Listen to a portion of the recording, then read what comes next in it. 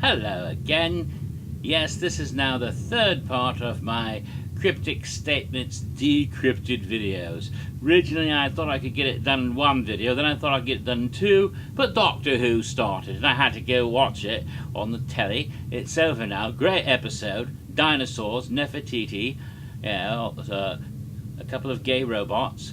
Fun, lots of fun, but can't have to get back to it because otherwise we're out of time again. Have to do a fourth one. Don't want to do that. No.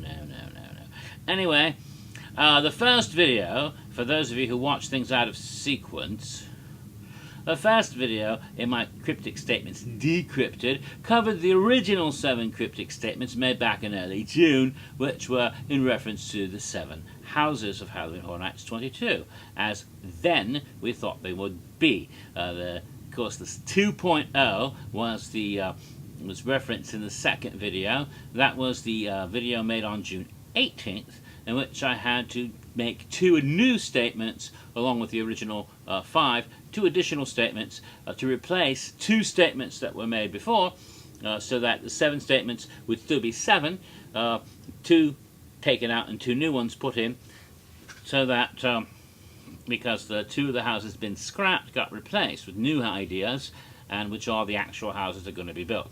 So that was happened there. Now, I just started briefly beginning going on the 8 statements video that was made on August 8th to decrypt those cryptic comments. You know, decrypt, to take something out of the crypt. No, not exactly. Encrypt means to encode, decrypt means to decode. But in this case, it also means something coming out of a crypt, or out of a tomb, or out of a grave, or out of a cemetery. Referring to our street experiences, which is what the 8 cryptic statements were meant to be on the video released on August 8th. Yes.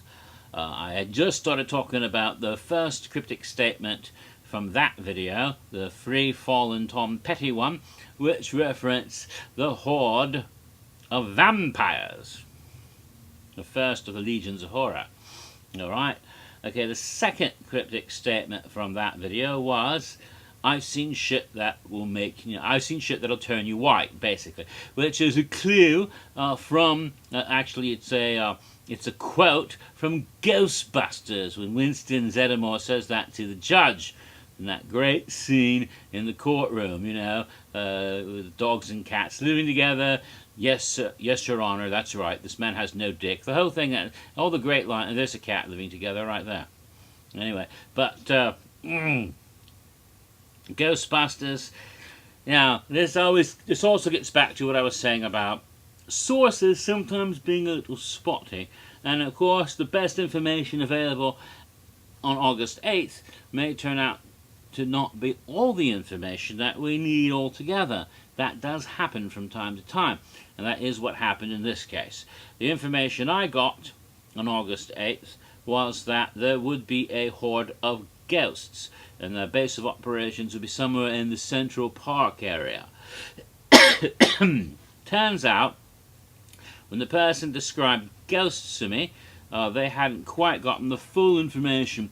They were spirits, not ghosts, sort of like Grim Reapers. That information came a little bit later. And what does that mean? And now we know what they are exactly. They are spirits that are patrons of death, literally the iniquitous. And at the time I thought for sure we're going to see ghosts popping out of graves, just like something out of the Haunted Mansion or something. But it turns out it's more along the lines of some sort of Darth Maul looking bastards who are the iniquitous, who apparently, from what I understand, is that the iniquitous progenitors, that's a hard word, forefathers, clan origin of tribe, of all the various hordes. So there's each one for each horde, apparently. At least that's what I seem to be gathering from my intelligences. So that's what the iniquitous, sort of like the collective icon of the event, maybe. That's what some people are thinking. So that's what that was actually meant to be, the clue. Again, I thought more literal ghosts than it turned out to be. The third cryptic statement was apparently there hasn't been any room in hell for some time. This was in reference to a large horde of zombies, the horde of walkers. And again, we have some strange circumstantial things going on, because they really were planning to have a horde of zombies. And we know that because when the website went live on Thursday, the 30th, it was like a little over a week ago, and when it went live, it had a horde of zombies, the walkers, there with the other hordes. But then they quickly took that down, and there's been no sign of them in any subsequent release material, including that map that people have been seeing recently. And but I have it on pretty good authority there will still be a large horde of zombies roaming about some areas of the park. Maybe not the area we thought, and that they might be used in unique ways. So that's good.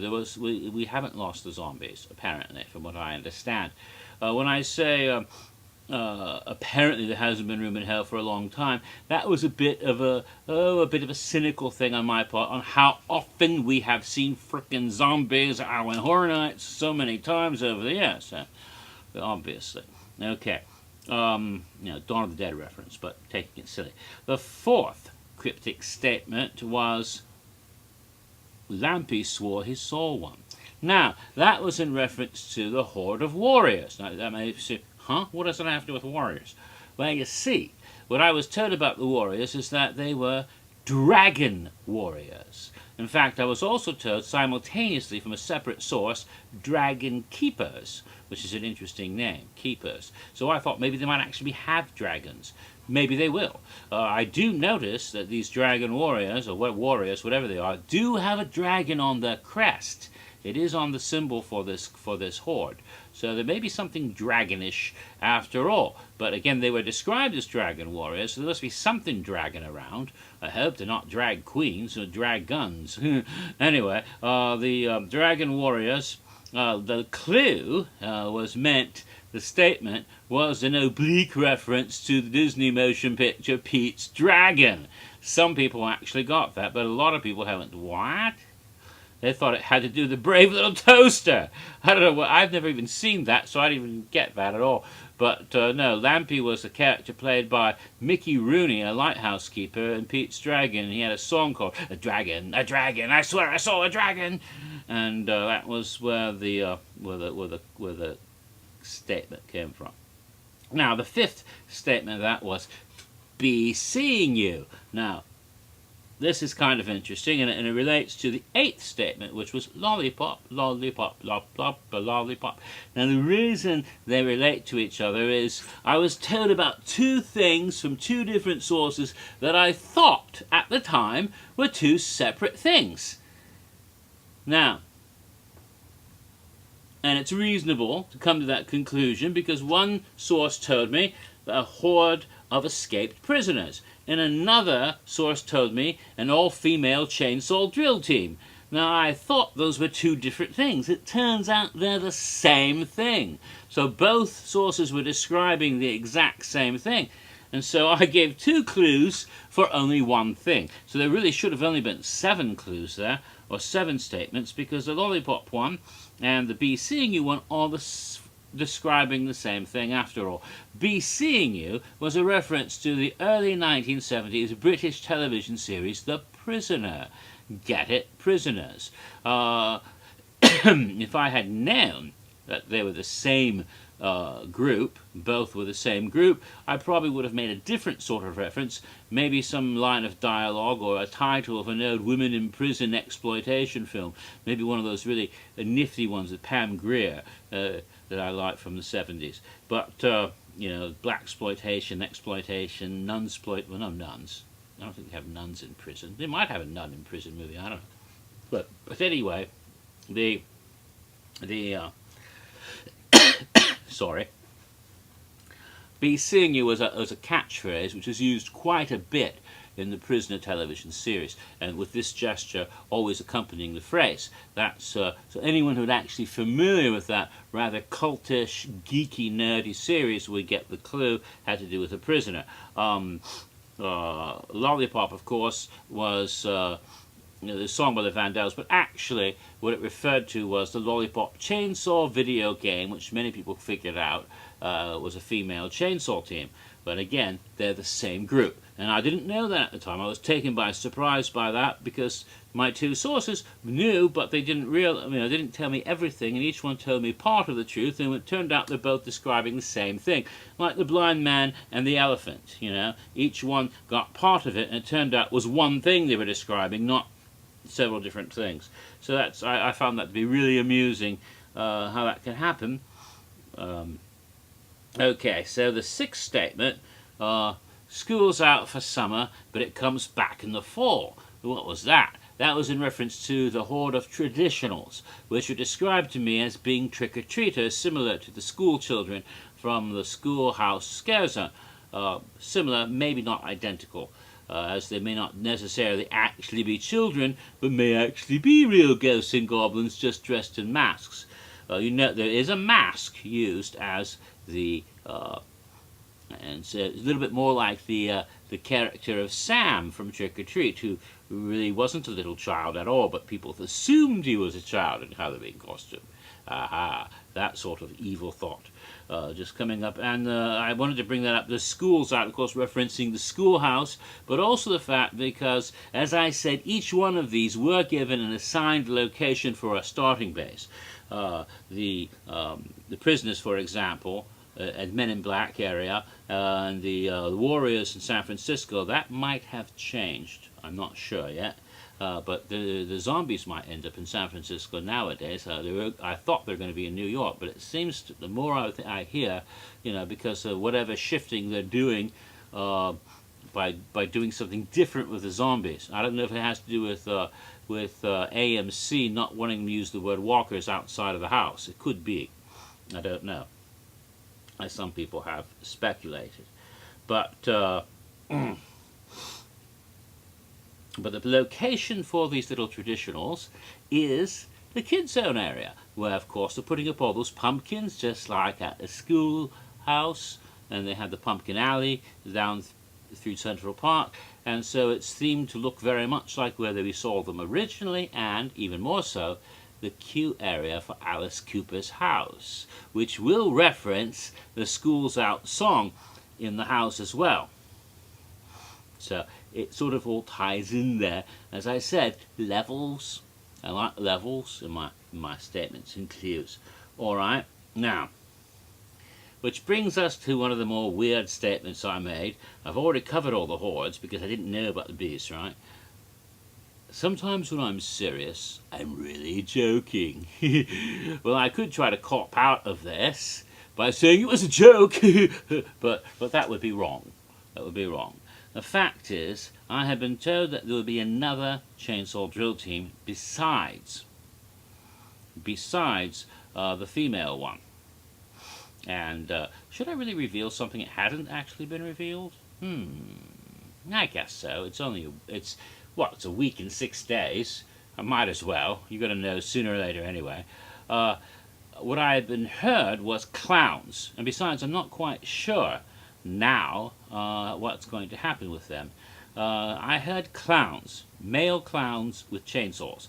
And my thought was Hollywood clowns, that sort of thing. But the more I hear about them, the less I know, which is a bit unusual, because usually the more you hear, the more you know. But it just seems to be conflicting, and I'm not quite sure if they know what they're doing with them, or if they're scrapping them all together, or if there was a code word and they weren't clowns at all. But it seems to me that if they're located where I think they are, which is Lucy Plaza, and that's where the Rat Lady's going to be, they could actually just be the Rat Lady's entourage. And perhaps they're going to have some sort of carnival circus freakish theme to fit the Rat Lady this year. And that's a guess, okay? All I knew is that I was told at one point clowns with chainsaws, and now I'm not sure what they're doing.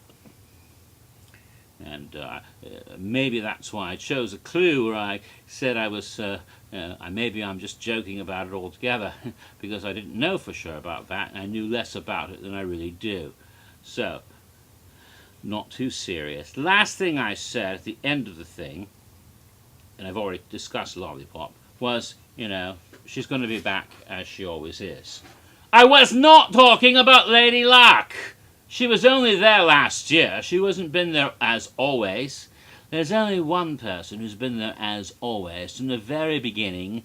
Well, me as a guest. But besides that, there's only, and a few other people who've been guests every damn year. But there's one person who has been there as a character, every single year since the beginning, since Fright Nights.